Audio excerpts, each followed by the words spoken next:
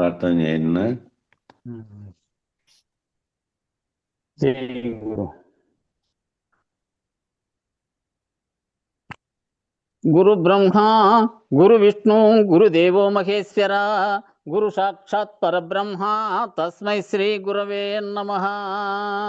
ఓం నమో బ్రహ్మాదిభ్యో బ్రహ్మ విద్యా సంప్రదాయ కర్తృభ్యో వంశ ఋషిభ్యో మహద్భ్యో నమో గురుభ్యః. సర్వోపప్లవరహిత ప్రజ్ఞాన ఘన ప్రత్యగర్ధో బ్రహ్మైవాహమస్మి అహం పదార్థరహితః. గురవే సర్వలోకానాం విషజే భవరోగిణాం నిదయే సర్వవిద్యానాం శ్రీ దక్షిణామూర్తయే నమః. బృహద్వాసిష్ట సిద్ధాంతం పూర్ణబోధోపదేశికాం వెంకటేశ్వర యోగేంద్రం సద్గురుభ్యో నమో నమః. ఆత్మానాత్మమతీతమనిశం కేవలాత్మోపదేశికాం వేముల రామయార్య యోగేంద్రం సద్గురుభ్యో నమో నమః. క్షరాక్షరమతీతంచ అచల పూర్ణోపదేశికాం శ్రీ పూర్ణానంద పుల్లయార్య సద్గురుభ్యో నమో నమః. ద్వయాత్మరకిత సిద్ధాంతం పరమపురుష ప్రబోధకాం శ్రీ వివేకానంద సుబ్బయార్య సద్గురుభ్యో నమో నమః. అస్మద్గురు సమారంభం కృష్ణ సందీప మధ్యమాం ఓంకారపీఠ పర్యంతం వందే గురు పరంపరం. జై సద్గురు ప్రభు మహారాజ్ కు జై, గురు పరంపరముకు జై.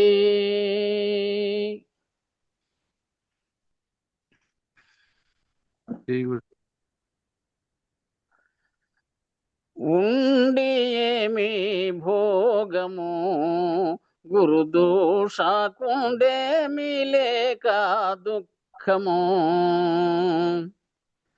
ఉండి ఏమి గురుని అండబాయక తాను చెండి మాయను వేగా సంచలమిడకున్నా. ఉండి ఏమి భోగము గురుదోషకుండేమి లేక దుఃఖము. గండి లోపల సోఖ ముండే దానికి లయము ఉండే పూర్ణము నెరుగా కుండాయుండిన వాడే బండ. రంధ్రము గల్ల కుండ కుంకుమ లేని ముండ గెలుపును లేని జెండ ఎండిన పూల దండ. ఉండి ఏమి భోగము గురుదోషకుండేమి లేక దుఃఖము. నేను నీవను మాట నానుగానని మూఢా మేను తానయ్యాశ మానకుండిన వాని మాట. ధనమును లేని కోట రాగము లేని పాట ఫలములు లేని తోట సత్యము లేని మాట. ఉండి ఏమి భోగము గురుదోషకుండేమి లేక దుఃఖము. దేహము లోపల దేకిని కనుగోని దేకి దేహము గాని దేవుణ్ణెరుగని వాని మేలు. దండన లేని ఆలు వాసన లేని పూలు నర్ధము గాని వ్రాలు చండుని గోరు స్త్రీలు. ఉండి ఏమి భోగము గురుదోషకుండేమి లేక దుఃఖము. పంచబంధము కర్మ దృంచి అచలము ముందుగాంచి గురువరు సేవ పొంచి చేయని వాని జాడా. పెద్దలు లేని వాడ పాములు ఉన్న మేడ నద్దములోని నీడ పూనాది లేని గోడ.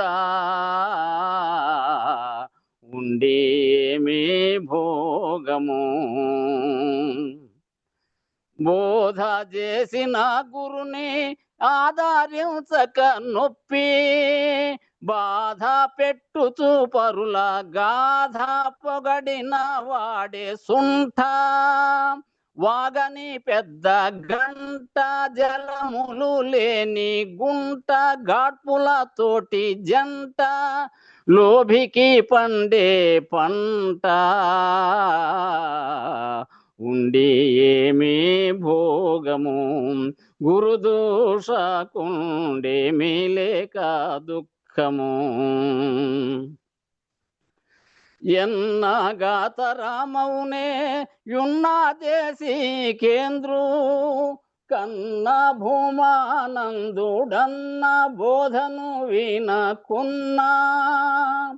పురుగులు బడిన వెన్న మందకు రాని దున్న, భోగము దాని అన్న చెప్పున రాయి ఉన్నా. ఉండి ఏమి భోగము, గురుదోషకుండేమి లేక దుఃఖము. జై సద్గురు ప్రభు మహారాజుకు జై, గురు పరంపరముకు జై. జై గురు. భలే కూర్పు చేసినారు బాబా తత్వం, భలే భలే బాగుంది. భలే కూర్పు చేసినాడు పదం, తత్వము భలే బాగుంది ఇంట. జై గురు, జై గురు. మన్నీల వాళ్ళదేనా ఇది, వేరే కవరేజ్ ఇచ్చిండేది? భూమానంద పంపించిన బుక్ అదే, దాంట్లోదే. వదినారాయణ దాస్ దే స్వామి. జై గురు, అందరికి జై గురు. గురు పరంపరకు జై. జై గురు స్వామి. మా జై జై.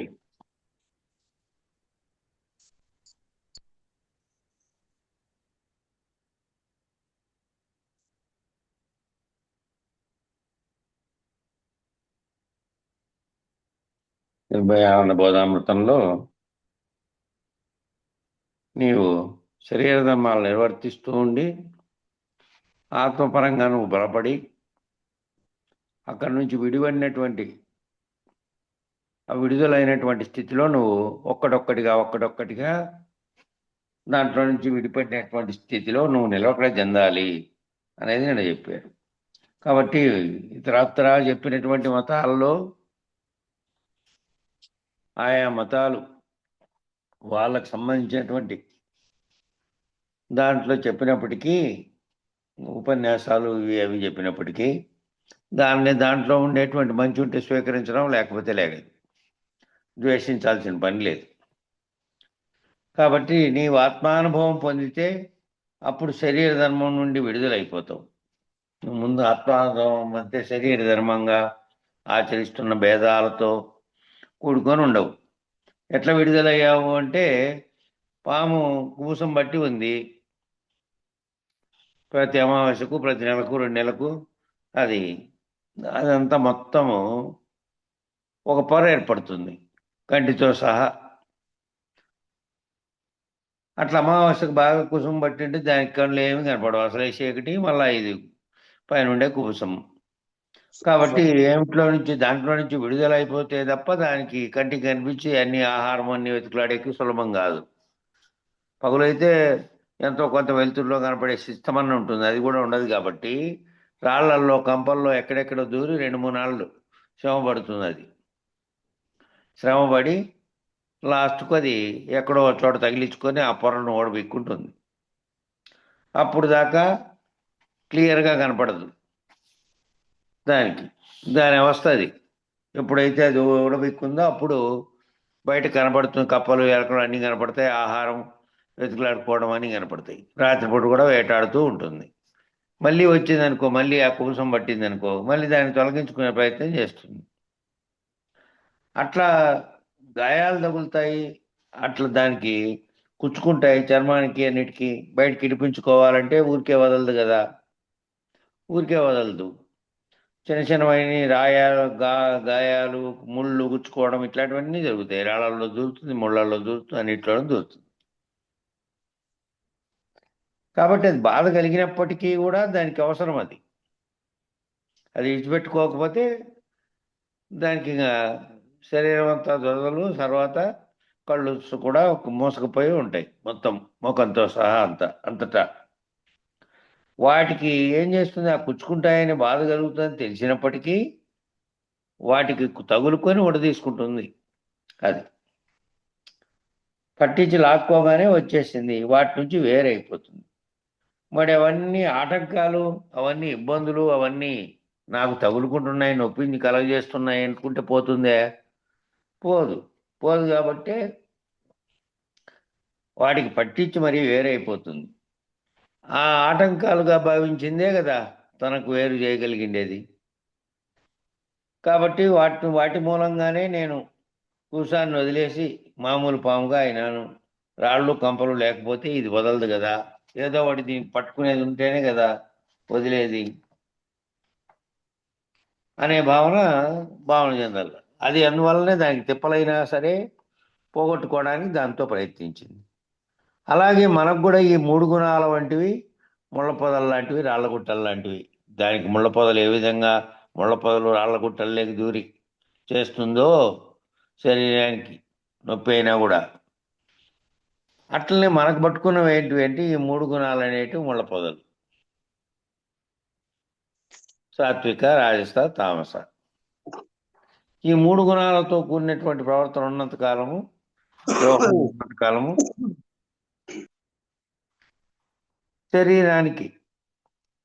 శరీరంతో పాటు తాదాత్మ్యం చెంది ఆయా సందర్భాలలో కనపడే దృశ్యాన్ని చూసి గుణం వెంటనే ప్రకోపించేది ఏమిటి అంటే గుణమే. గుణం అది ప్రకోపించి ఆయా ప్రవర్తనను కలగజేస్తూ ఉంది. కాబట్టి అది కష్టపడి వదిలించుకుంది పాము. అట్లా మనం ఉన్న వాళ్ళం ఏం చేయాలి? ఇప్పుడు వదిలేసిన కుసానికి ఏమైనా అయితే పాముకి ఏమైనా పట్టిందే? అది వదిలేసిన తర్వాత ఉత్త కుసం ఉందనుకో, దానికి దెబ్బలు తగిలినాయి, రాళ్ళు వేసారనుకో ఎవరో పిల్లలు, దానికి ఏమైనా దెబ్బ తగులుతుందా? దీనికి తగిలింది సరే, దీనికి తగిలినట్లు కూడా దానికి తెలియదు. లేదంటే దీంట్లో జీవం లేదు, అయిపోయింది, వదిలేసింది. కాబట్టి దీనికి ఏమైనా అయ్యిందనే చింత లేదు దానికి. దాని బాధ ఏమైనా పట్టిందా? దానికి ఏమైనా బాధ ఉందని తెలిసిందా? ఏం లేదు. వదిలేసిన కుబుసానికి ఏమీ లేదు, అది వదిలేసినటువంటి పాముకు ఏమీ లేదు. దీని పట్ల మళ్ళా కొత్త తయారైతే మళ్ళా వదిలించుకుంటుంది అది. అట్లాగే మీరు కూడా శరీర ధర్మంగా ఉన్నప్పుడు శరీరానికి ఏమొచ్చినా నాది కాదని వదిలేస్తే, శరీరం నాకు పనిముట్టు కదా, శరీరం అనే పనిముట్టులో నేను చేరుకొని ఉన్నా, నేననేది చేరుకొని అధిష్టానంగా ఉండి అది దీన్ని పనిముట్టును వాడుకుంటూ ఉంది. ఇతరులంతా నీలోకి, నీ ఆత్మలోకి ఏం తొంగి చూడరు వాళ్ళు. ఇతరులతో నీకు వ్యవహారం జరిగినప్పుడు వాళ్ళంతా నేను శరీరంగా చూసి, నేను నామరూపాత్మకమైనటువంటి ఏ పేరు పెట్టారో, వెంకటేశ్వర, రామప్ప, ఆయమ్మ, ఈ అమ్మ అని ఏ అమ్మ పేరుందో ఆ శరీర ధర్మంగా చూసి వాళ్ళ పాత్రలు నిర్వర్తించేకి నీతో కలుస్తారు. కాబట్టి వాళ్ళంతా ఆ రకమైనటువంటి శరీర పద్ధతిలో వచ్చిన వాళ్ళని, శరీరం నాకు పనిముట్టు అనే భావనలో నువ్వు దానితో తాయత్వం చెందకుండా దానితో వ్యవహారం చేసినప్పటికీ, దానితోనే వారికి సమాధానం చెప్పినప్పటికీ, దానితోనే చేసినప్పటికీ నీ భావనలో దాన్ని పనిముట్టుగా చూసి నువ్వు ఆత్మగా స్థిరపడే తత్వం రావాలి. వస్తే అప్పుడు గుణాలతో కూడి శరీర ధర్మంగా ప్రవర్తించిన దాన్ని మళ్ళీ నీలేక విషయంగా అనుభూతిగా ఎక్కించుకొని ఆ విషయాన్ని బట్టి నువ్వు ప్రవర్తించే పద్ధతిలో నుంచి నువ్వు సాక్షిత్వ పద్ధతిలోకి ఎదుగుతావు. అట్లా చేయంగా కాబట్టి ఈ శరీరం నాకు పనిముట్టు కదా అని ఉండాలి. ఇప్పుడు సంసారంలో ఉంటే, లేదంటే బయట సమాజంలో ఉన్నా, ఆ నిర్వర్తిస్తున్నవన్నీ శరీర ధర్మంగా నా పనులు, నా బాధ్యతలు నేను నిర్వర్తిస్తున్నాను.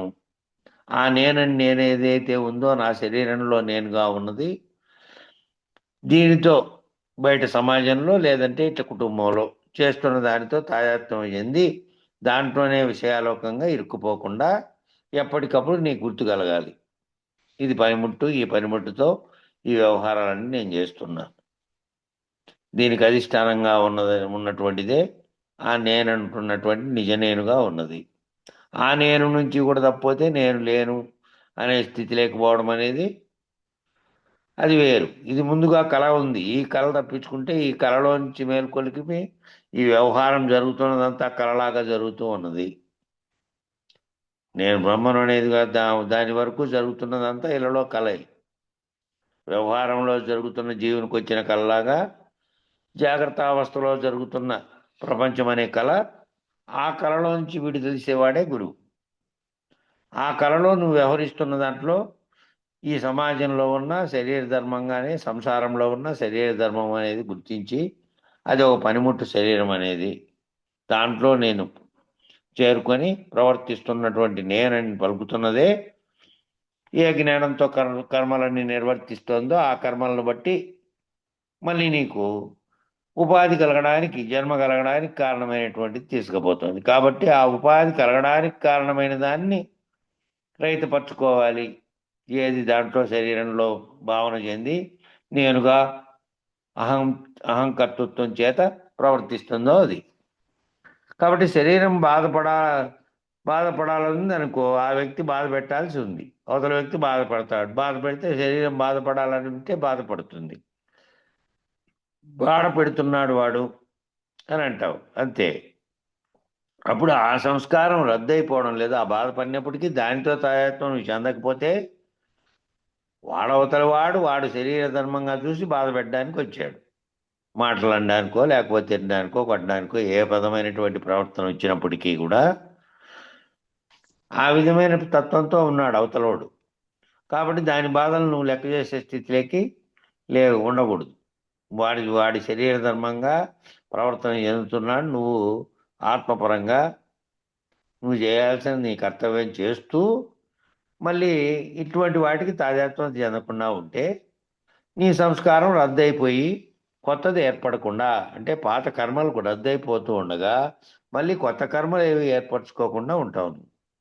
కొత్తది ఏర్పడకుండా ఈ విధంగా నీవేం చేస్తున్నావు?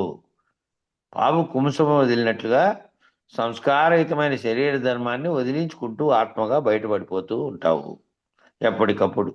నీలో గనక ఆ విధమైన మార్పు వస్తే, ఆ విధమైన ఆలోచన వస్తే, గుణాలతో కూడినటువంటి ప్రవర్తన, ఏ గుణం వచ్చినవాడు ఆ గుణంతో ప్రవర్తించుకుంటూ ఉంటావు. కాబట్టి ఆ గుణాల వల్ల నీలో జరుగుతున్న విజృంభణం అదంతా నీ మనసులో జరుగుతున్నటువంటి విజృంభణగా ఉంది. మనసు కూడా శరీరంలో భాగంగా ఉంది. అధిష్టానంగా సాక్షిత్వ స్థితిలో అంతరంగంతో కూడా కలవకుండా ఉన్నటువంటి ఆత్మస్థితిలో ఉన్నదాన్ని నువ్వు గుర్తుపెట్టుకోవాలి. ఈ స్థితిలో మనసు, బుద్ధి, అహంకారము, చిత్తముతో కలిసి కూడినటువంటి గుణాలతో కూడినటువంటి వ్యవహార ప్రవర్తన నువ్వు కనుక గమనించుకుంటూ పోతే కొత్త కర్మలు ఏర్పడకుండా ఉంటావు. కొత్త కర్మల్ని ఏర్పరచుకోకుండా ఉన్నదాలను పోగొట్టుకునే పద్ధతిలో ఉంటావు. కాబట్టి ఆ విధమైన సంస్కారయుతమైన శరీర ధర్మాన్ని వదిలించుకుంటూ ఆత్మగా బయటపడిపోతావు. అప్పుడు అందరిలోనూ నిన్ను నువ్వు దర్శించుకుంటున్నావు. అందరిలో ఎవరు వేరువేరుగా వచ్చి నీతో ప్రవర్తిస్తున్న వాళ్ళందరూ శరీర ధర్మంగా వచ్చారు. ఈయప్ప అన్న, ఆయప్ప వదిన, ఆయప్ప ఇంకొక ఆయప్ప, ఈయప్పేమో మామ, ఆయప్ప తండ్రి, ఇవన్నీ ఏర్పడినవి శరీర ధర్మంగా ఏర్పడినాయి. కాబట్టి శరీర ధర్మంగా ఏర్పడి వాళ్ళతో ప్రవర్తించి చేస్తున్నదంతా ఆయా శరీర ధర్మంగా చేస్తున్నావు. కానీ నీ భావనలో అందరూ ఒక్కటే, వాళ్ళందరిలో ఒకే చైతన్యం ఉన్నది. పిపీలికాది బ్రహ్మ పర్యంతము, అంటే చీమ దగ్గర నుంచి బ్రహ్మం వరకు చైతన్యం ఒక్కటిగానే ఉన్నది. శరీరాలు వేరువేరుగా దృష్టికి కనపడుతున్నాయి తప్ప అందరిలో ఒక్క చైతన్యమే పనిచేస్తున్నది అనేటువంటి భావన రావాలి. వస్తే అప్పుడు అందరిలోనూ నిన్ను దర్శించుకుంటావు. ఇప్పుడు శరీర ధర్మం లేకుండా పోయింది కాబట్టి ఆత్మగా ఉన్నావు. ఈ విధంగా అందరిలోనూ నిన్ను దర్శించుకోగల ఏకత్వ భావన కలిగితే అప్పుడు నువ్వు ఆత్మగా ఉన్నట్టు. శరీర ధర్మంగా లేకుండా శరీరంతో వ్యవహరించినప్పటికీ దాంట్లోకి తాదాత్మ్యం చెందని స్థితిలో నువ్వు ఉన్నట్టు. ఇట్లా ఈ విధంగా నువ్వు సాధన చేస్తున్నావు అనుకో అమ్మా, ఏమండి నాకు ఇట్లా అడ్డంకి వచ్చింది, దీనిలో కొట్టుమిట్టాడుతున్నాను, బయటపడలేకపోతున్నాను అని గురువుకు మొరపెట్టుకున్నావు అనుకో, నీకు ఏదైనా అడ్డంకి వస్తే దానికి మార్గం గురువు చెప్తాడు.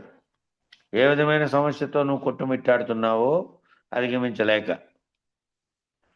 ఎందుకంటే దానితో ఆ సమస్యతో తాదాత్మ్యం చెందుతున్నావు కాబట్టి, దానికి వేరుగా ఉండి చూడగలిగినటువంటి భావన నీకు అనుభవపూర్వకంగా తెలియదు కాబట్టి, శరీరం నేననే భావనతో వ్యవహారం చేసినప్పుడు అటువంటి చిక్కులు వస్తూ ఉంటాయి కాబట్టి. ఇంట బయట అంటే ఇంట్లో ఏమో కుటుంబము, బయట ఏమో సమాజం, వీటన్నిటిలో కొట్టుమిట్టాడుతున్నప్పుడు నాకు ఈ విధమైన అడ్డంకి వచ్చింది, దీనిలో కొట్టుమిట్టాడుతున్నాను, బయట పడలేకపోతున్నానని గురువుకు మొరబెట్టుకున్నావు అనుకో, గురువు ఆల్రెడీ దీంట్లో నుంచి రహిత మార్గాన్ని ఎరిగి, గురువు తాను అశరీరుడుగా ఉన్నటువంటి స్థితిలో, అంటే తాను ఉన్నప్పటికీ తాను లేనెరుకలో నటిస్తున్నటువంటి పాత్రధారిగా ఉంటాడు కాబట్టి, తాను అనుభవరీత్యా తాను పొందినటువంటి భావం ఉంటుంది కాబట్టి, ఆ దాన్ని ఎట్లా నువ్వు నీలోకి ఇమిడ్చుకోకుండా నువ్వు ఆ సమస్య అనే దానికి కొట్టకపోకుండా, ఆ సమస్య ఉన్నప్పటికీ దాంట్లో ఈదుతూ కూడా నువ్వు ఎట్లా బయటపడాలో నేననేది భావన చెంది, అవన్నీ వచ్చినటువంటి ఆయా ధర్మాల పరంగా వచ్చి ఉంటాయి, దానితో తీవ్రత పెంచుకుంటే దాంట్లో మునిగిపోతావు. కాబట్టి నువ్వు ఎట్లా బయటపడాలా అనేది ఆ గురువుకు తెలుసు. తీవ్ర ముముక్షత్వం నీతో ఉంది. ఆ ముముక్షత్వ భావనలో నీలో వైరాగ్య భావన ఉంటేనే వెంటనే గుర్తెరగలుగుతావు ఆ గురువు చెప్పినప్పుడైనా కూడా. లేదు, సగం ఎక్కడనో సగం ఇదే చెందుతుందనుకో, ఆ చెప్పిన వాక్యాలు పడుతూ ఉన్నప్పటికీ, అర్థమవుతూ ఉన్నప్పటికీ, ఏదైతే వ్యవహారంలో తీవ్రంగా ఆలోచన చేస్తున్నావో దాంట్లో కొట్టుమిట్టాడుతావు. ముముక్ష భావన, వైరాగ్య భావన తీవ్రంగా ఉండే వాళ్ళైతే వెంటనే దాంట్లో నుంచి ఈ రెండు ద్వంద్వలే, ఈ రకంగా వచ్చినటువంటి సమస్యలు వచ్చినా, లేదా సమస్యలు ఏమీ లేకుండా ఉంది, హాయిగా ఉంది, ఆనందంగా ఉంది, ఏ సమస్య లేదు, లేకపోయినప్పటికీ ఇది కాసేపు అది కాసేపు వ్యవహార జీవితంలో వస్తూనే ఉంటుంది. కాబట్టి వ్యవహార జీవితానికి అతీతంగా ఉన్నాం అనుకో, ఈ రెండింటి పట్ల సమానత్వ భావనతోనే ఉంటావు. సమస్య పెద్దది వచ్చి పడింది, అసలు సమస్య ఏమీ లేదు, ఆనందంగా ఉంది, ఈ రెండింటి పట్ల ఒక రకంగానే భావన చెందుతావు. గురువుగారు మార్గం చూపిస్తారు. తీవ్ర ముముక్షు అంతే కదా. గురువు ఏం చేస్తాడు అంటే, గురువు అయితే అనుభవం పొందాడు కాబట్టి, తాను మునిగిపోకుండా ఒడ్డున పడే ఈత నేర్చుకున్నాడు కాబట్టి ఆల్రెడీ గురువు, ఇతరులను ఒడ్డున వేసే ఈత నేర్చుకోలేదు. అతను ఎట్లా ఒడ్డున పడేస్తాడు?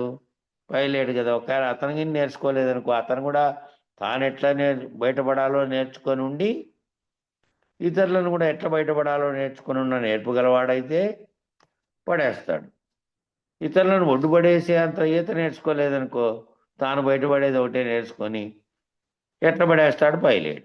పడేయలేడు. కాబట్టి తాను ఎటువంటి గురువు అయి ఉండాలి అంటే, అశరీర గురుమూర్తిగా దేశకుడై ఉన్నటువంటి గురుమూర్తి అయి ఉండాలి. బయటను పడేయగల సామర్థ్యం కలది గురువులో. ఇప్పుడు చదువుతున్న పాఠానికే హెడ్డింగ్ అదే, సమర్థ గురువు ముముక్షు శిష్యుడు అని. సమర్థ గురువు ఆ విధంగా చేయగలుగుతాడు. ఆయన మాత్రమే బయటపడి తనకు ఇతరులను పడేయడం ఎట్లో తెలియకపోతే పడేయలేడు. తనకేమో తెలుసు కానీ అనుభవరీత్యా తాను అశరీర గురుమూర్తి స్థితిని పొందలేదు అని అర్థమవుతుంది అప్పుడు. కాబట్టి నువ్వు అటువంటి గురువుని ఎంచుకుంటే అటువంటి గురువు బయటపడేస్తాడు.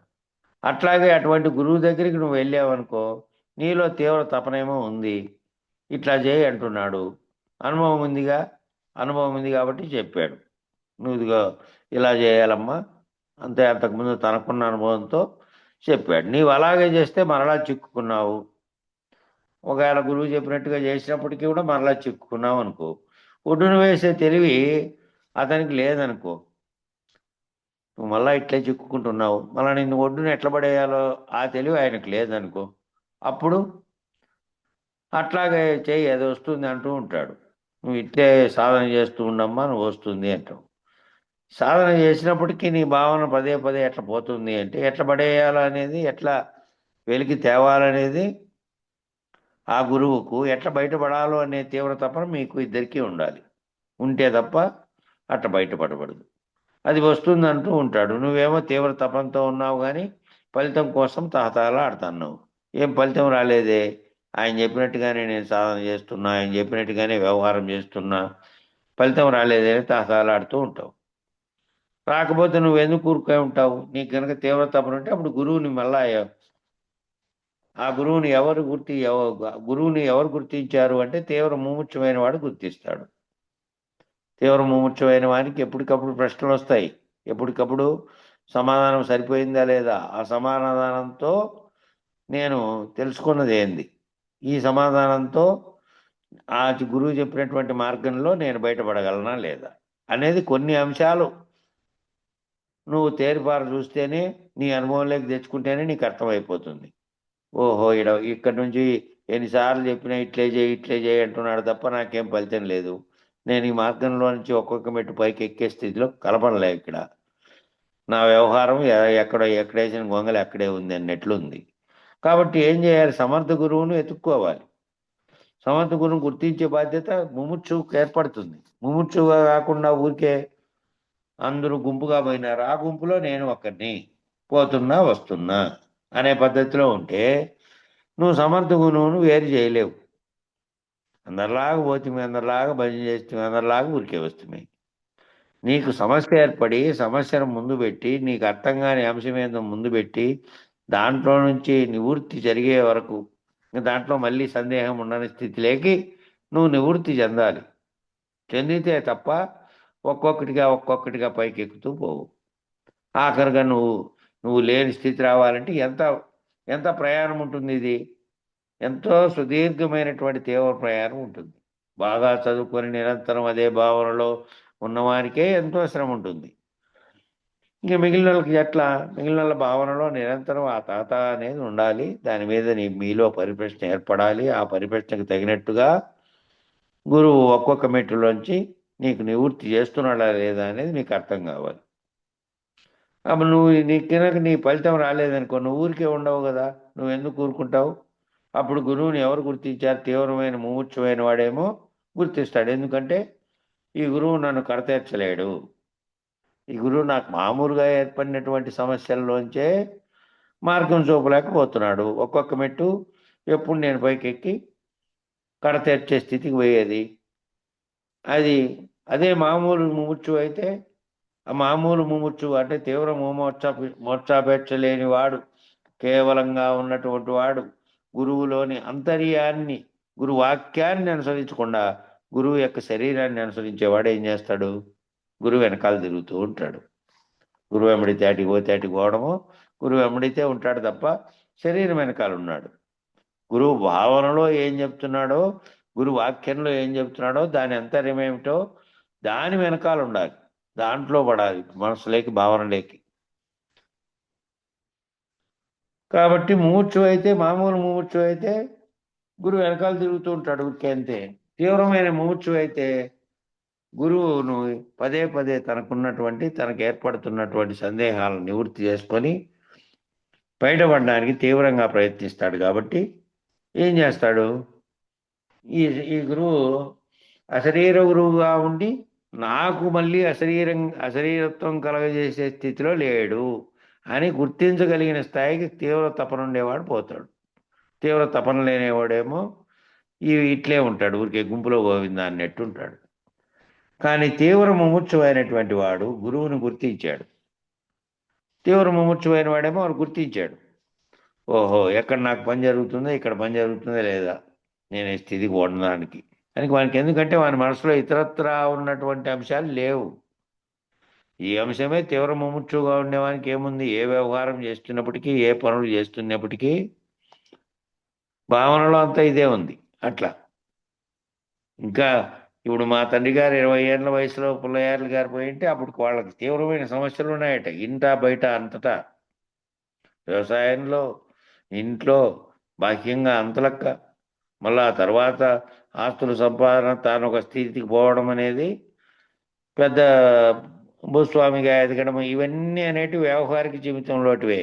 వ్యవహారిక జీవితం ప్రారంభ దశలో ఉన్నప్పుడు అనేకమైనటువంటి సమస్యలు ఉన్నప్పటికీ ఆ సమస్యల్లో మళ్ళీ వేదాంతం పట్ల అంతగానంటే సగం ఒక భుజం మీద కావడి మోస్తూ ఉంటే ఆ కావడిలో మిగిలిందంతా సగం అయితే ఈ వేదాంతం సగము అని భావించినాననే పద్ధతిలో ఉన్నాడు అప్పట్లో నుంచి.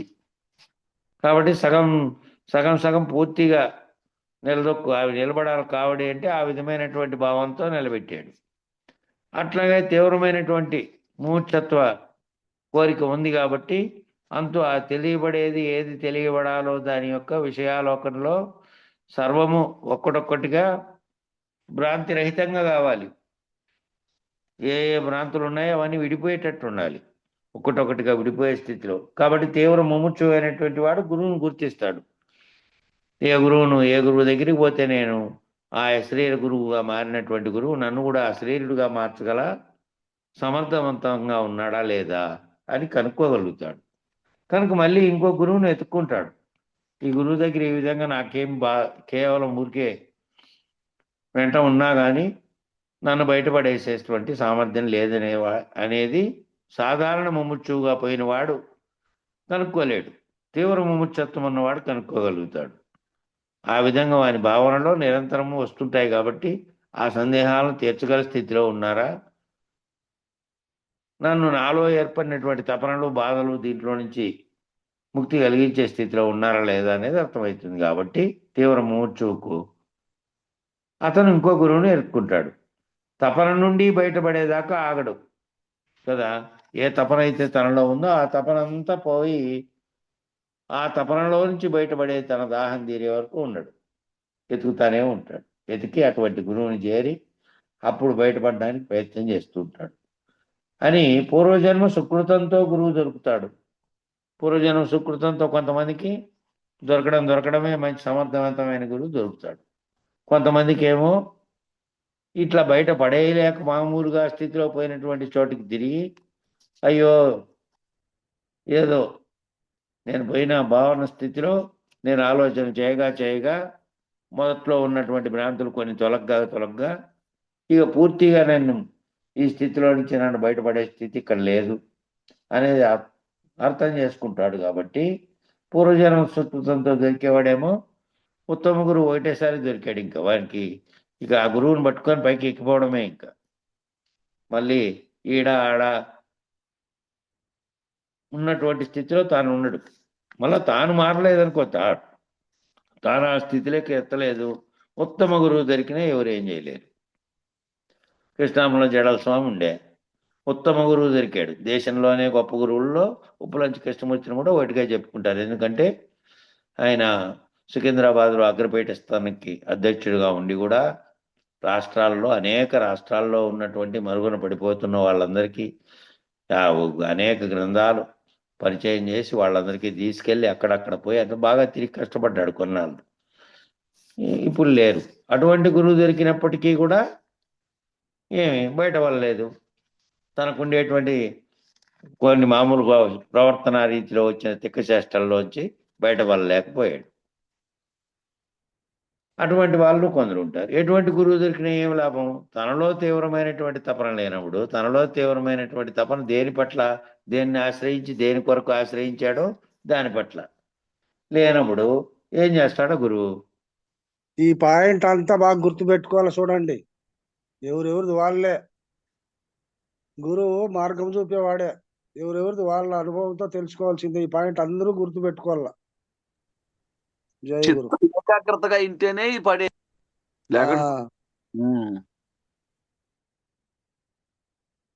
కాబట్టి అట్లా పూర్వజన్మ సుకృతంతో మంచి గురువు దొరికాడా? సరే, లేదు.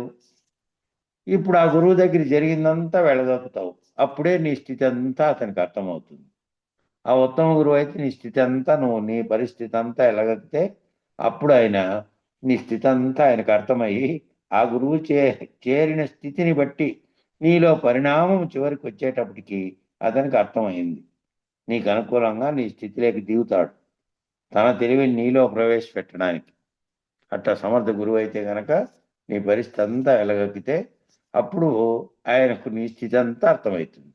నీ స్థితి అతనికి అర్థమయ్యి ఆ గురువు ఏ స్థితిలోకి చేరాడో ఆ స్థితిలోకి నిన్ను పరిణామం చెందాలంటే నిన్నేం చేస్తాడు? ఆ స్థితిలోకి పరిణామం చెందించేందుకు చివరికి వచ్చేటప్పటికి నీలో జరిగేటువంటి మార్పులకు అనుగుణంగా ఆయన దిగివచ్చి నీకు ఏ రకంగా చెప్తే నిన్ను ఒక్కటొక్కటి నుంచి బయటపడేసి నిన్ను చేర్చే మార్గం ఆయనకు అర్థమవుతుంది.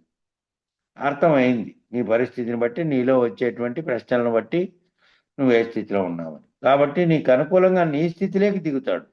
నీకు అనుకూలంగా నీ స్థితిలోకి నీ దిగాలంటే నీ స్థితిలోకి దిగి రావాలి ఆయన. నీ స్థితిలోకి గురువు దిగి వస్తే తప్ప లేదు. ఎంతసేపు నీవు గురువు ఉండేటువంటి స్థితిలోకి ఈ శిష్యుడు పోవాలి అనుకో, ఎట్లా పోతాడు? ఆ గురువుకు ఇతని స్థితిలోకి దిగొచ్చి చెప్పగలిగితే సులభమైనటువంటిది అర్థం చేసుకోగలుగుతాడు. ఓ మహాపండితుడు ఉన్నాడు అనుకో, మహాపండితుడు సాధారణ వ్యక్తితో మాట్లాడినప్పుడు వాని యొక్క భాష, వాని యొక్క భావం ఏ స్థితిలో ఉందో ఆ స్థితిలోకి దిగొచ్చి మాట్లాడితే తప్ప వాడు అర్థం చేసుకోలేడు. వాని ముందర ఈయన పాండిత్యం చూపాలనుకున్నాడు అనుకో, అయిపోయాక గందరగోళమే. ఈయన పండితుడే కావచ్చు కానీ వానికి అర్థం కాలే, ఏం చేస్తాడు? కాబట్టి సాధారణ పాత్రోచిత భాష అనేది పాత్రోచితమైనటువంటి భాష మాట్లాడి వానికి అర్థమయ్యే రీతిలో పెట్టాలనేది వచ్చింది. ఎప్పుడో 158 ఏళ్ల క్రితం రాసినటువంటి ప్రతాపరుద్రీయం అనే గ్రంథం మీద, ఆ గ్రంథంలో వాడిన భాష మీద ఇట్లనే భాషాపరమైన చర్చ జరిగింది. అది వేదం వెంకట్రాయ శాస్త్రి గారు రాశారు. అది 158 ఏళ్ల క్రితం ప్రతాపరుద్రుని జీవితం పైన నాటకం అది. దాంట్లో సకల ఆయన పాత్ర ఉంది. ఆయన మామూలు వ్యవహార జీవితంలో మాట్లాడే విషయాలన్నీ మాట్లాడి వాని భాష ఏదైతే ఉందో, వానికి సంస్కృతం తెలుసు, రాజుకు తెలుసు, మంత్రికి తెలుసు. వాడు మాట్లాడగలడా? వాడు పద్య భాషలో మాట్లాడగలడా? లేకపోతే సంస్కృత భాషలో ఏమీ మాట్లాడలేడు. వాడు వ్యవహారికమైనటువంటి భాషలో మాట్లాడతాడు. ఆ వ్యవహారిక భాషను అంతటినీ యథాతథంగా ఉంచితే నువ్వు పెద్ద గ్రంథం రాసి అది పెద్ద కావ్యంగా పేరు వచ్చినప్పటికీ ఈ విమర్శకులు ఏం చేశారంటే, అంతా గ్రాంధికవాదులు ఉండేవాళ్ళు కదా అప్పట్లో, బ్రాహ్మణులంతా. ఏంది స్వామి నువ్వు అంత పెద్ద గ్రంథం రాసి వాడు మామూలు మాట్లాడేటివి ఇట్లాంటివి రాసినావు పదాలని నేను అని అంటే, ఇంక అట్లాంటివి రాయకి ఇంక వాడికి అర్థం కావాలంటే ఎట్లాంటివి రాయాలి? వాడు ఆ విధంగా నాటకంలో గొప్ప నాటకమే అయినప్పటికీ, అది నాటకంగా కూడా వచ్చింది. అది గొప్ప నాటకం అయినప్పటికీ వాడి పాత్ర వాంది. వాడేం పాత్ర? వాని పాత్ర. వాడు ఎట్లా మాట్లాడగలడు? సంస్కృతం ఒక్క రోజులో మాట్లాడి నీతో మాట్లాడతాడా? ఏమైనా నేర్చుకునేస్తున్న నాటకమా అది? వ్యవహార జీవితంలో అది రాశాడు ఆయన. ప్రతాపరుద్రుని జీవితంలో జరిగినటువంటి సంఘటనలు అవి. రాజును ఢిల్లీలో మొఘల్ సామ్రాజ్యం వల్ల ఎత్తుకుపోయారు, బంధించి అడవిలో వేటాడేకి పోయింటే అప్పుడు జరిగిన సంఘటనలు అవి. కాబట్టి వ్యవహారిక భాషోద్యమం అనేది మొదలైండేది అక్కడనే. ఆ 158 ఏళ్ల క్రితం అది జరిగినప్పుడు, ఆ బుక్ మీద విమర్శలు వచ్చినప్పుడు గిడుగు రామ్మూర్తి గారు వ్యవహారిక భాషోద్యమాన్ని లేవలెత్తారు. వ్యవహారిక భాషలో చెప్తే తప్ప సామాన్యునికి ఎట్లా అర్థమవుతుంది? గ్రాంధిక భాషలో కొట్టుకొని పోతే పండితులకైతే అర్థమవుతుంది కానీ అని. కాబట్టి దిగి రావాల్సింది ఎందుకు దిగొచ్చాడు గురువు అంటే, నీకే పద్ధతిలో చెబితే ఆ పద్ధతిలో అర్థమవుతుంది. కాబట్టి ఆ పద్ధతిలోకి ఆ గురువు దిగొచ్చి చెప్పాలి. ఆ దిగొచ్చి చెబితే తప్ప నీ స్థాయిలోకి అర్థం కాదు. కాబట్టి నీ స్థితిలోకి ప్రవేశిస్తాడు గురువు. ప్రవేశించి నీకు తెలివినిస్తూ ఉన్నాడు. నీ స్థితిలోకి ప్రవేశించకుండా ఆయన స్థితిలోనే ఉండి నీకు చెప్తే ఏమైనా అర్థమవుతుందా నీకు? ఆ విధంగా నీ స్థితిలోకి ప్రవేశించి నీకు ఆయన తెలివినిచ్చేసరికి నువ్వు ఉండవు, దాటిపోతావు. ఆయన తెలివితో ఆయన, నీ తెలివితో నువ్వు కనుకుంటే నీకు ఆ స్థితి కలిగే సమయానికి నీవు ఉండవు. నీ శరీరం అయిపోయి నీ ఎంతకాలం తట్టుకునే స్థితిలో ఉంటుంది? అంతకాలం పడుతుంది. అట్లా కాదు, ఆయన నీలోకి దిగొచ్చి నీ స్థితిలోకి దిగొచ్చి కనుక చెప్తే అప్పుడు నీకు సులభంగా ఒక్కొక్కటిగా అవగాహన అయితే పోతాయి. మళ్ళీ నువ్వు కూడా ఆ గురువు స్థితిలోకి పోవడానికి కొంత టైం పడుతుంది. అట్లా నీలో ఉండేటువంటి తీవ్రమైన ముముక్షత్వం, మోక్షాపేక్ష, నీలో ఉన్నటువంటి తీవ్రమైన వైరాగ్య భావనతో నువ్వు దాన్ని అందుకోగలిగితే మళ్ళీ చిక్కుల్లో పడుతున్నావు అనుకో, మళ్ళీ నీకు తెలివినిస్తున్నాడు. మరి నువ్వు చిక్కుల్లో పడితే నువ్వు ఏ విధంగా నువ్వు దాన్ని భావన చెందుతున్నావో దాన్ని బట్టి అర్థం చేసుకొని చిక్కుల్లో పడకుండా చేస్తున్నాడు. ఇట్లా చేస్తుండగా నీవేమైపోయావంటే, నా తెలివి పనిచేయడం లేదు, గురుసత్తాని నాలో పనిచేస్తోంది. ఆ గురువు గారిని ఆశ్రయించినందువల్ల నాకు ప్రతి సమస్యలోనూ నేను బయటపడాలి అంటే ఆ గురువు గారి సత్తా నాలో పనిచేస్తే తప్ప నేను బయటపడలేదు. కాబట్టి నా తెలివిగా పనిచేయట్లేదు, ఆ గురువు యొక్క సత్తా వలనే నాలో పనిచేస్తుంది అనేది స్వానుభవంగా నీకు తెలుస్తుంది. అంటే తీవ్ర ముముక్షువైనటువంటి వాడే ఆ పద్ధతిలో వెంబడిస్తాడు, గురువును గుర్తిస్తాడు, ఆ పద్ధతిలోనే పోతాడు. నన్ను ఒక్కొక్కటిలోంచి నా సమస్య తీర్చగలిగినటువంటి సమర్థత ఈయనకు ఉంది అనేది తెలిసి గురువుని నిద్రపోనివ్వడు. అంటే నిద్రపోనీయకుండా డిస్టర్బ్ చేస్తాడని కాదు. గురువుతో కలిసి ఉన్నప్పుడల్లా తాను మెలకువలోకి ఏ విధంగా రావాలో, దీంట్లో నుంచి ఈ భ్రాంతిలోంచి ఎట్లా బయటపడాలో నిరంతరం అవే సమస్యలు తనకు వస్తూ ఉంటాయి. కాబట్టి గురువును ఎప్పటికప్పుడు గురువును ప్రశ్నిస్తూనే వెంబడిస్తాడు అని నిద్రపోనివ్వడంటే. మరి ఎప్పుడూ సమస్య వస్తుందిగా, వెంటనే మళ్ళీ మొదలే. ఎప్పుడూ సమస్యలే వచ్చాయనుకో, వెంటనే మళ్ళా మొదలే అవుతున్నాయనుకో. ఇలా నిద్రపోకుండా గురువును వెంబడించిన శిష్యుడే తీవ్ర ముముక్షుడు. ఎప్పుడు సమస్య వచ్చినా, ఎప్పుడు నిరంతరం వచ్చే వాటిని ఎప్పటికప్పుడు అధిగమించేకి నిరంతరం వెంబడిస్తున్నటువంటి వాడే, నిద్రపోకుండా గురువును వెంబడించినటువంటి తీవ్రమైనటువంటి ఆ ముముక్షు అనేవాడే, అతనే సత్శిష్యుడు, ఉత్తమ శిష్యుడు అతనే. ఎవరైతే గురువును నిద్రపోనీయకుండా వెంబడిపడి తనకొచ్చేటువంటి సందేహాలు తీర్చుకునేదానికి నిరంతరం ఎవరైతే వెంటబడుతున్నారో అతను సశిష్యుడు. ఎందుకంటే తన తపనంతా సగం అటువైపు అయితే సగం ఇటువైపు ఉంది. ఇంకా వ్యవహార జీవితంలో వ్యవహారం చేసినప్పటికీ, కుటుంబ జీవితంలో వ్యవహారం చేసినప్పటికీ తీవ్రమైనటువంటిది ఏముంది అంటే, నేను ఉపదేశం తీసుకొని నేను ఈ కార్యం లేక నేను దీంట్లోకి ఎందుకు పోయిన తర్వాత నేను తెలుసుకోవాల్సింది ఏంది, ఆ తెలుసుకునే దాంట్లో ఒక్కొక్క మెట్టు అయినా కనీసం దాటుకోగలుగుతున్నానా లేదా, ఏం అర్థమవుతోంది నాకు అనే దాంట్లో సందేహం తనకు తానుగా కలిగించుకొని వాటిని పరిష్కరించుకునే తత్వం తనకే ఉండాలి. తాను భావన వెల్లడించకపోతే గురువు ఏం చేస్తారు, చెబుతూ పోతుంటారు, అందరికీ చెబుతూ పోతుంటే అందరూ విన్నట్టుగా వింటూ ఉంటారు. ఎప్పటికప్పుడు తనలో ఏర్పడేటువంటి పరిప్రశ్నను పరిష్కరించుకోగల స్థితి తీవ్ర ముముక్షమైనటువంటి శిష్యునికి ఉంటుంది. కాబట్టి అప్పుడు ఏమవుతాడు, అట్లాంటి సశిష్యుడైతే ఏమవుతున్నాడంటే గురువుకు సర్వార్పణ అయ్యాడా లేదా. గురువుకు సర్వార్పణం, గురువుకు మతలం తాను ప్రత్యేకమైనటువంటి శరీర భావనతో లేడు, సర్వార్పణ గురువే. ఇంకా గురువుకే తనువులు దారిపోయడము అంటే భావపరంగా, శరీరపరంగా వస్తుగతంగా కాదు, తన భావనలో తాననేటువంటి ప్రత్యేకత అనేదే లేకుండా తనలో సర్వార్పణం చేశాడు గురువు. సర్వస్వ శరణాగతి అయ్యాడు, అన్ని రీతిలుగా శరణాగతి పొందాడు, ఆ శరణ అని చెప్పి పొందాడు. కాబట్టి అప్పుడు ఏమవుతాడు, తాననేవాడికి ప్రత్యేకంగా ఉన్నాడు. తనలో భావాలు, తనలో ఏర్పడేటువంటివన్నీ ఆ గురువు పరిష్కరించుకుంటూ పోయినాడు. కాబట్టి వేరు అనేటువంటి భావనలో ఏమిట్లో తేడా ఉంది, శరీర ధర్మంగా వేరు తేడాలు ఉన్నాయి. జ్ఞానంగా ఉన్నటువంటి ఆ గురువులో ఏ జ్ఞానం ఉందో ఆ జ్ఞానాన్ని నువ్వు ఒక్కొక్క మెట్టు ద్వారా తెలుసుకుంటూ పోతున్నావు.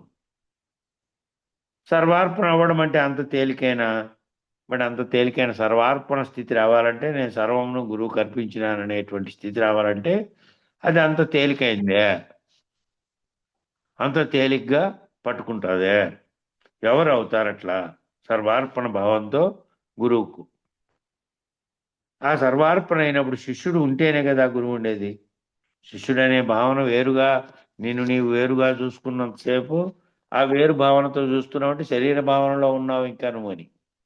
ఆత్మభావనలో ఉన్నప్పుడు సర్వవ్యాప్తి చైతన్యం ఒక్కటే ఉంది, అనేకత్వంగా ఉన్నటువంటి అనేక జీవులు, మళ్ళా నీ గురువుగా ఉన్నటువంటి శరీరధారి అయినటువంటి గురువు అయినప్పటికీ ఆయన అశరీరుడుగా ఉన్నాడు.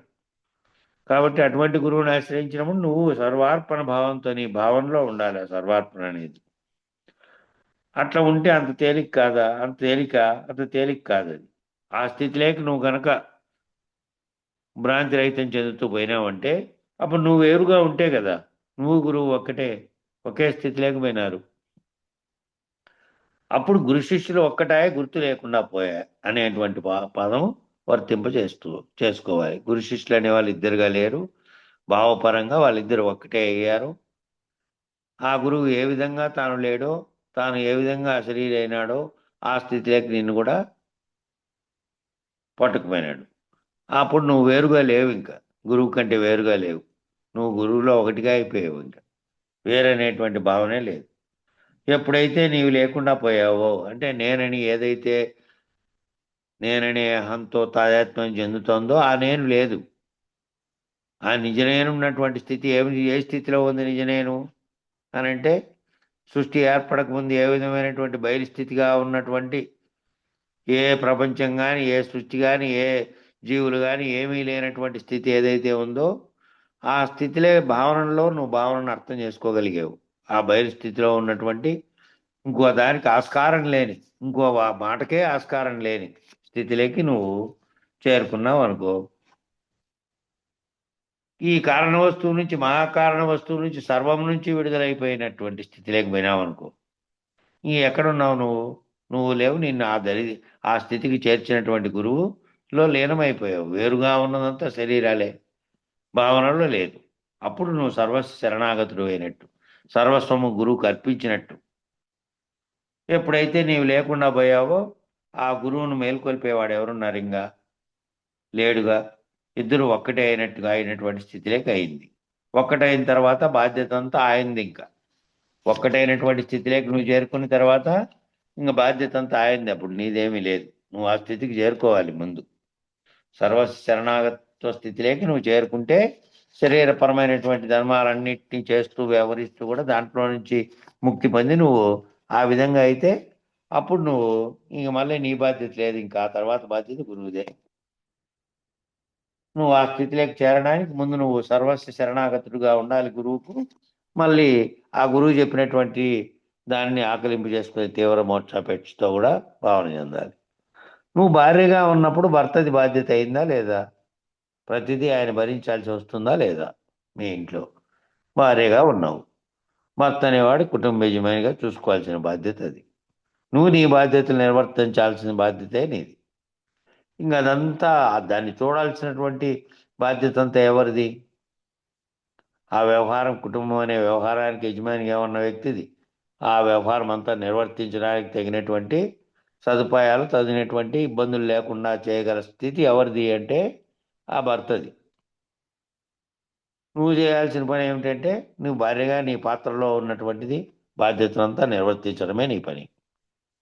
నిర్వర్తిస్తే మిగతాది ఆయన పని. అట్లా నీవు గురువులో కూడా అట్లా ఆ విధంగా మమేకం అయిపోయావు కదా. ఆ విధంగా గురువులో మమేకం కూడా ఎట్లా అయిపోయావు అంటే అది చూసుకోవాల్సిన బాధ్యత అంతా ఆయనది. నా బాధ్యతగా నేను ప్రవర్తించాల్సిందంతా ఆయన చెప్పేది విన్నట్టుగా వింటూ నేను వ్యవహారం చేయాల్సింది నా బాధ్యత అని గురువు దగ్గర కూడా నువ్వు నీ బాధ్యత గుర్తెరిగి ఉంటే మరి నీవు మోక్షం కోసం కదా ఆ గురువుని పెట్టుకున్నది. మోక్షం కోసం కదా. ఇక్కడేమో ఇంట్లో ఏమిటికి అంటే నీ సాంసారిక, నీ శరీర జీవితానికి సంబంధించినది. అక్కడ భర్త మానసిక జీవితానికి సంబంధించింది కాదు.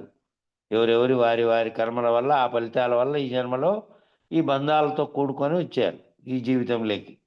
ఇక్కడ భార్యాభర్తలుగా, తల్లిదండ్రులుగా, కూతుళ్ళుగా, అల్లుళ్ళుగా ఇట్లా వేరు వేరు పాత్రలన్నీ శరీర ధర్మంతో పోషిస్తూ ఉన్నారు. ఇక్కడ ఏమిటి అంటే ఆ శరీర ధర్మంగా వచ్చినటువంటి ఆ బాధ్యతలు నిర్వర్తిస్తూ ఉన్నారంతే. అది తెలుసుకొని ఆ బాధ్యతలలోంచి మళ్ళీ కూరుకుపోకుండా ఈ గురువు దగ్గరికి ఎందుకు వచ్చావు అంటే ఆ శరీర వ్యవహారంతో చేసేదానికి అట్నుంచి ముక్తి పొందడానికి గురువు దగ్గరికి వచ్చావు కాబట్టి ఏమిటి అప్పుడు నువ్వు అంటే ఇదిగో నా బాధ్యత నేను నిర్వర్తిస్తున్నా. మోక్షం కోసం గురువు దగ్గరికి వచ్చావు. జన్మ లేకుండా అయిపోవాలి కదా. మరి జన్మ లేకుండా అయిపోవాలి అంటే నీ శరీర ధర్మం, నీ జన్మ సంస్కారాలు ఇవన్నీ చూసుకుంటాడు గురువు. ఎట్లా చూసుకుంటాడు అంటే ఆ గురువు దగ్గర చెప్పినటువంటి వాక్యానుసారంగా నువ్వు వ్యవహారం చేస్తూ పోతే జన్మ సంస్కారాలుగా వచ్చినవి, శరీర ధర్మంగా వచ్చినవన్నీ పోకుండా అట్లే ఉంటే మాత్రం పొందలేవు.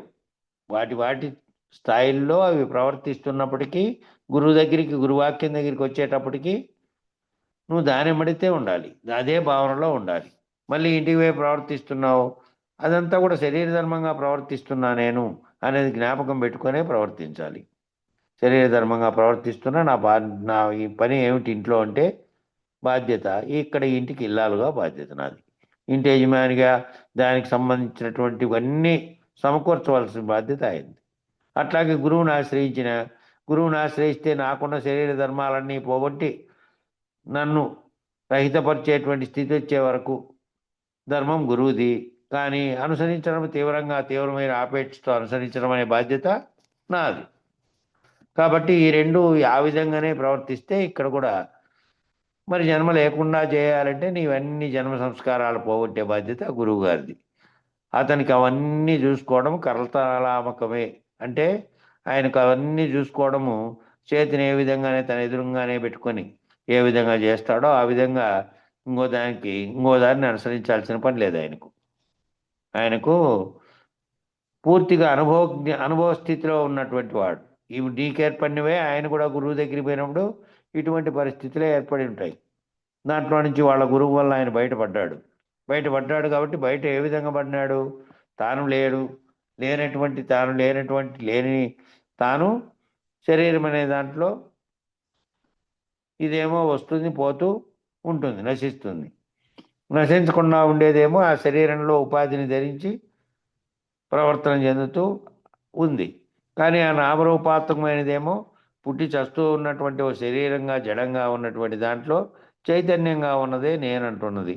ఆ చైతన్యంగా ఉన్న నేనును దానిలో నుంచి విడివడి చూసుకొని తన యొక్క అసలు స్థితి ఏమిటో తెలుసుకొని బయటపడ్డే వరకు చేరిన స్థితిలో గురువు దగ్గరికి వచ్చావు. కాబట్టి అవన్నీ ఆయనకు ఆల్రెడీ అవన్నీ నీకు వచ్చినట్టే వచ్చి వాళ్ళ గురువు చేత బయటపడి తాను అశరీరుడుగా ఉన్నటువంటి గురుమూర్తి కాబట్టి నిన్ను ఎట్లా బయటపడేయాలో అవన్నీ ఆయనకు అనుభవమే. కాబట్టి అప్పుడు ఆయన బాధ్యత. ఇప్పుడు నీవు డాక్టర్గా ఉన్నావు, పేషెంట్ని ప్రశ్నించి అతని రోగాన్ని అంతటినీ నువ్వు అనుభవానికి తెచ్చుకుంటున్నావా లేదా?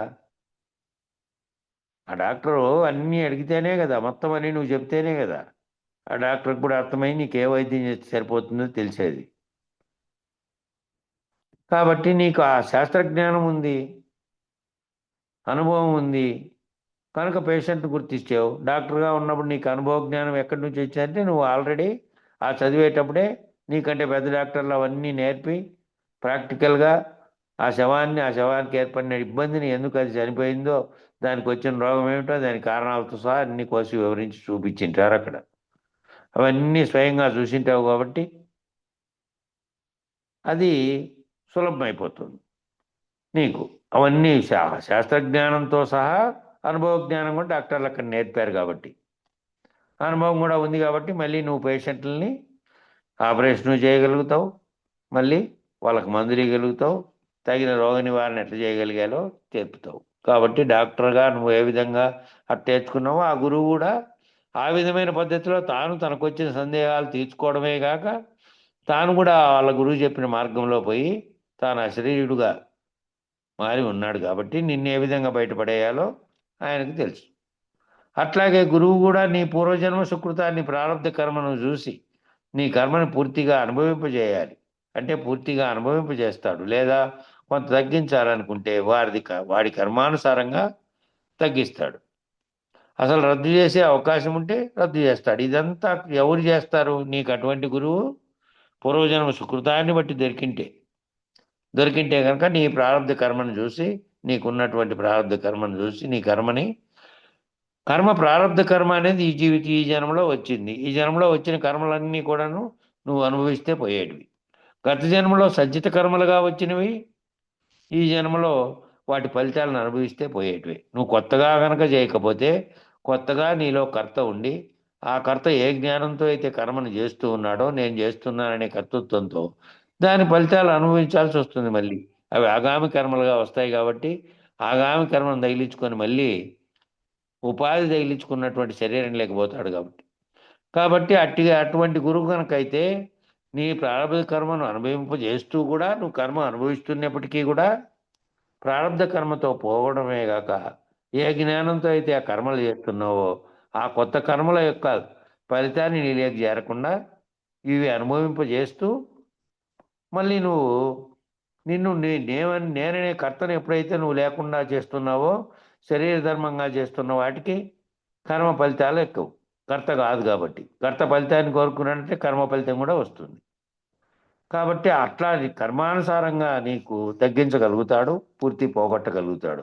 నీలో ఉండేటువంటి తపన నీలో ఎంతగా ఉంటే దాన్ని బట్టి ఆ గురువు నీవు ప్రారంధ కర్మను అనుభవింపజేయడమే కాక ఉన్నటువంటి నీ కర్మలన్నిటినీ పోగొట్టగలిగేటటువంటి రద్దు చేసేటువంటి శక్తి కూడా ఆ గురువుకు ఉంది. ఆ గురువు ఆ విధంగా రద్దు చేస్తే ఆ రద్దు చేసే అవకాశం ఉంటే రద్దు చేస్తాడు నిన్ను బట్టి. ఈ విధంగా గురువు నిన్ను నలిపేస్తాడు. నలిపేయడం అంటే ఏంటి? నిన్ను మొత్తం అంతా నువ్వు ఒక ఎలా వంచాలో అలా ఉంచుతాడు అన్నట్టు. వాడు తీసుకొని పోయి ఊరికే ఇనుప ముక్క తీసుకొని పోయి ఇచ్చావా కంసనాయన చేతికి, నాకు ఈ రూపంలో ఈ వస్తువు కావాలన్నాడు. దాన్ని ఎంత దెబ్బలు కొట్టి ఎన్ని రకాలుగా దాన్ని కాగబెట్టి వంచి ఏమేమో చేస్తే తప్ప ఆ ఆకృతి రాలే, నువ్వు కోరుకున్న ఆకృతి. ఆ విధంగా వాంచాడు ఆయన. ఎందుకోసము? దాని మీద కష దాన్ని దెబ్బలు కొడుతున్నది. నువ్వు చెప్పినటువంటి ఆకృతి కలగజేయాలి కాబట్టి నువ్వు చెప్పినటువంటి ఆకృతిలో వస్తువును తయారు చేసి నీకు ఇవ్వాలి. నువ్వేమో తీసుకొని ఓ ముద్ద ఇచ్చావు, ఒక ఇనప ముద్ద. అది ఏమీ చేయలేని ఏ ఆకృతి లేనటువంటి ఇనప ముద్దను తీసుకుపోయి ఇచ్చావు. దాన్ని తర్ఫీదు చేయడానికి, దానిని ఆకృతికి తీసుకురావడానికి ఆయన అంతగా కష్టపడ్డాడు. ఆ పూర్వాకృతి పోగొట్టాడు, కొత్త ఆకృతి వచ్చింది. అట్లా నిన్ను చేయాలంటే నిన్ను ఆ విధంగా నలిపేస్తే కదా. ఆ గురువు ఏ విధంగా నలిపేయాలంటే శరీరాన్ని కాదు, నీ భావాన్ని, నీ మనసుని అన్ని రకాలుగా పూర్తిగా నిన్ను ఈ స్థితిలోకి తీసుకొచ్చే వరకు దెబ్బలేస్తూ ఉండాలి, మార్పు చేస్తూ ఉండాలి. అట్లా చేయాలంటే ఆ విధంగా నువ్వు వెంబడించగలిగినప్పుడు, ఆ విధంగా చేయగలిగినప్పుడే కదా. కాబట్టి కర్మానుసారంగా తగ్గిస్తాడు, రద్దు చేస్తాడు. ఆ విధంగా నేను అన్ని రకాలుగా ఏం చేయాలో, ఎక్కడెక్కడ నువ్వు వెనకబడి ఉన్నావో అన్నీ నిన్ను నలిపేసి అప్పుడు నీ మనసులో, నీ భావనలో ఆ ఉన్నటువంటివన్నీ ముందువన్నీ పోగొట్టి ఆ భ్రాంతుడు రహితం చేస్తే నువ్వు లేని స్థితిని చేరుకోవడానికి ఏదో మార్గం వేస్తాడు. అందుకనే గురువుతో సాంగత్యం అంటే మంగళ కత్తి మీద ప్రయాణం చేసినట్టేనంట. గురువుతో సాంగత్యం కూడా జాగ్రత్తగానే చేయాలి. ఆడు మంగళ కత్తి ఉపయోగించేవాడు జాగ్రత్తగా ఉపయోగించలేదనుకో, నువ్వు సరిగ్గా కూర్చోలేదనుకో, ఆ పని అయిపోయే వరకు ఎంత ఖచ్చితంగా కూర్చున్నాడు. ఎందుకు కూర్చున్నాడు? నీ ఇష్టం వచ్చినట్టు కదిలాడితే ఎక్కడక్కడ గాయాలవుతాయి. కాబట్టి గురువు దగ్గర కూర్చున్నప్పుడు కూడా ఆ భావాన్ని బట్టి నువ్వు అట్లే నిశ్చలమైనటువంటి స్థితిలో ఉండాలి. లేకపోతే ఆ మంగళకత్తితో ప్రయాణం చేసినప్పుడు ఇష్టం వచ్చిన ప్రయాణం చేస్తే ఏ విధమైన గాయాలైతాయో గాయాలవుతాయి. కాబట్టి నువ్వు తెలుసుకునే స్థితిలో అదే విధంగా కదలని భావంతో, కదలని మనసుతో ఉండి దానిపైనే గురువాక్యం పైన లక్షణం పెట్టి నువ్వు ప్రవర్తించాల్సిన అవసరం ఉంది. ఈ విధంగా నువ్వు వెంబడించగలిగినప్పుడు బాధ్యత అయింది ఆయనది. ఈ విధంగా నువ్వు వెంబడించగలిగితే వచ్చి గుంపంతా కూర్చొని ఎవరి మాటలు వాళ్ళు మాట్లాడుకుంటూ వాళ్ళ కథ గురించి ఎప్పుడో అవకాశం వచ్చినప్పుడు గురువు దొరుకుతాడు. గురువు ఎదురుగా ఉన్నప్పుడు నిశ్చలంగా కూర్చొని నీకున్నటువంటి అంతరంగంలో అటువన్నీ బయటకు పెట్టుకొని నీకేవైతే చిక్కులుగా ఏర్పడుతున్నాయో వాటిని గురించే చర్చించాల. మళ్ళీ ఆడ బంధువులంతా కలిశారు, వాళ్ళ క్వాలి బాగుందో, వీళ్ళంత బాగుందో, వాళ్ళు బట్టలు పెట్టారా, వీళ్ళు ఏం చేశారు, వాళ్ళ ఇంటికాడ ఏం ఫంక్షన్ జరిగింది, ఇవే మళ్ళా మొదలెత్తినాడు అనుకో. ఆడికి పోయి ఆ కాసేపు నిశ్చలంగా కూర్చొని ఆ వాక్యం పట్ల లక్ష్యాన్ని పెట్టుకొని భావం అంతా దాని వైపు పెట్టుకోకుండా మళ్ళీ అక్కడ కూడా సమయం అంతా పోతుంది. జీవితకాలం అంతా ఇట్లే గడిచిపోతుంది. జీవితం అంతా ఇప్పుడు చూస్తున్నవే కదా, వ్యవహారంలో బయట మాట్లాడే మాటలన్నీ అవే మాట్లాడుతూ మళ్ళీ ఆ గంట సేపు కూడా మళ్ళీ అవే మాట్లాడితే ఎట్లా బయటపడేయగలుగుతాడు గురువు? ఆ విధంగా నీవు వెంబడించగలిగినప్పుడు బాధ్యత ఆయనది. నీవు లేవు కదా, అది ఆయన బాధ్యత అయింది కదా.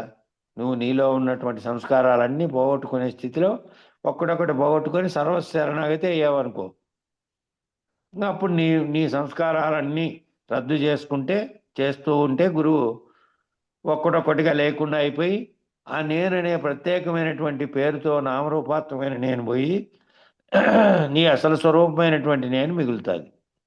దాన్ని ఎలా రద్దు చేయాలో ఇంకా ఆయనకి తెలుసు, ఆ స్థితిలోకి నువ్వు చేరుకుంటే. దానికి అంతటికి సంసిద్ధతగా తయారై ఉన్నావు నీవు. ఆ స్థితిగా సంసిద్ధతగా నువ్వు తయారై ఉంటే, కాబట్టి ఆ స్థితిలో ఉంటే కనుక ఎలా మారిస్తే అలా మారిపోతావు. అప్పుడు ఎలా మారిస్తే అలా మారిపోతావు. కరగబెడితేనే కదా ఆ ఉక్కు, ఆ ఇనుమో ఏది ఇచ్చాడో వస్తువు తయారు చేయమని. అప్పుడు ఎలా మారిస్తే ఏ మూసలో పోస్తే ఆ మూసలో వస్తువు తయారైనట్టు, ఎట్లా సాగదీస్తే ఎట్లా సాగినట్టు, వస్తు రూపం ధరించినట్టు ముద్దగా ఉన్నటువంటి ఆయన అట్లా ఆయన మార్చగలుగుతాడు గురువు. అప్పుడు నువ్వు ఇంకా తయారవుతావు. తయారైపోయిన తర్వాత వస్తు రూపం అనేది తయారైనట్టుగానే నీలో ఉన్నటువంటి నీ అసలు రూపాన్ని గుర్తించగలిగితే స్థితి లేకపోతే ఇంకా అటువంటి అప్పట్టు ఆయనదే బాధ్యత. ఇంకా అప్పుడు నువ్వు వేరుగా లేవు. ఆ గురువు ఏ స్థితిలో ఉన్నాడో నువ్వు ఆ స్థితిలోకి పోయినావు.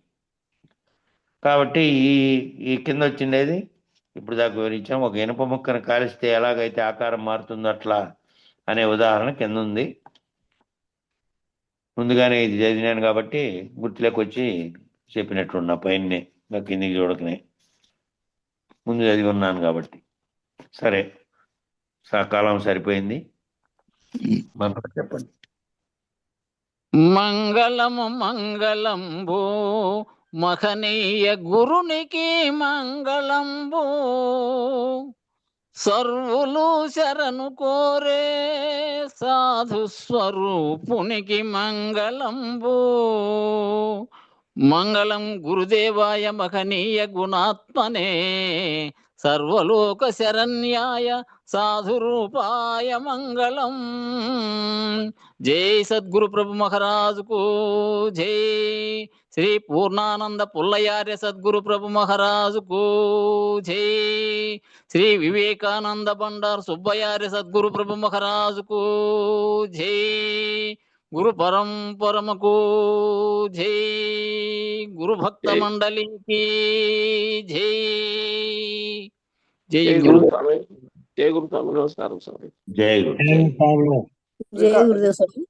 రికార్డు ఒక నిమిషం ఊరికే ఉండండి. ఒక నిమిషం ఊరికే ఉండండి. రికార్డ్ ఆఫ్ చేయండి. ఆఫ్ చేస్తున్నా.